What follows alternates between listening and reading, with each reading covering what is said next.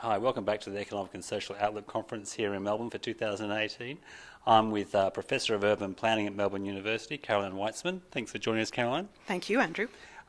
We've just been at a session which you've chaired on dealing with the growing pains of our cities, which are central points for the economy, central points for population.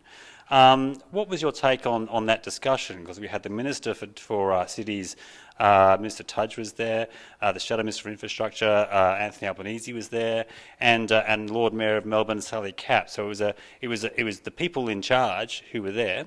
What was your impression of what they said and perhaps what they didn't say? Well, there is an essential debate about cities that's going to be happening, I think, in the next federal election. Certainly it is happening in the next state election. And that is around housing and transport.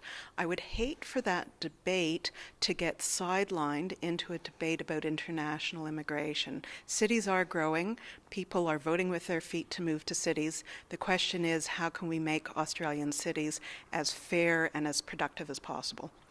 In that respect, then I think the Lord Mayor talked about housing being putting on let's call it an essential infrastructure. It should be treated as an essential infrastructure, much like transport. Do you think we haven't treated housing like that?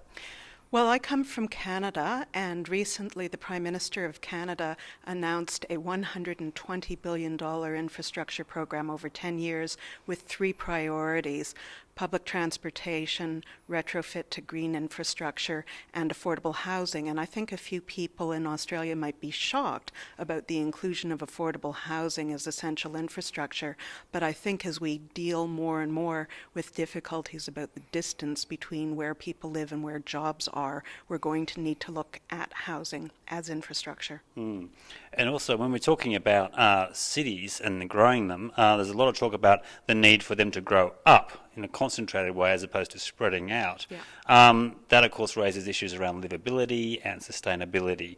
Do you think those issues are high enough on the agenda?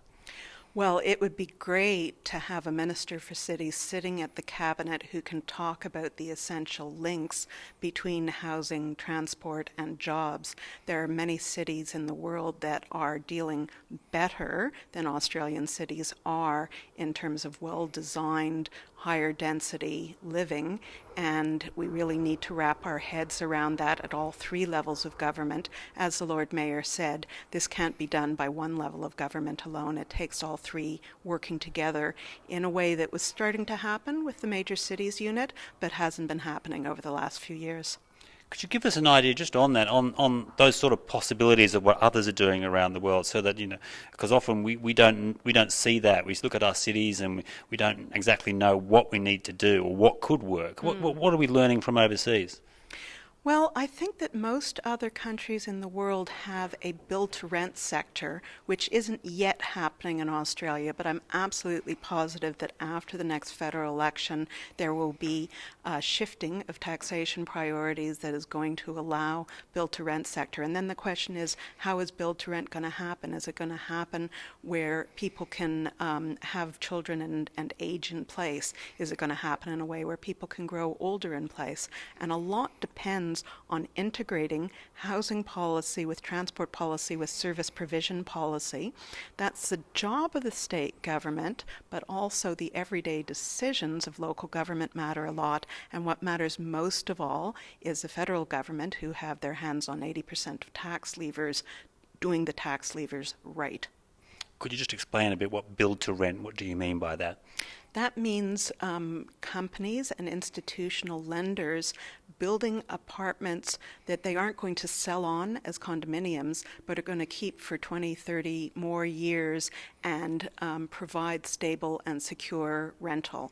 The distance right now between median income and median house price in places like Melbourne and Sydney, but also in Brisbane and in Perth, is so vast that really for a lot of people, their investment is going to have to go elsewhere, and they're going to be living in rental apartments. But there's good rental and there's bad rental, and we aren't building enough good rental. Good on you, Carolyn. Thanks a million for talking to us. Thank you, Andrew.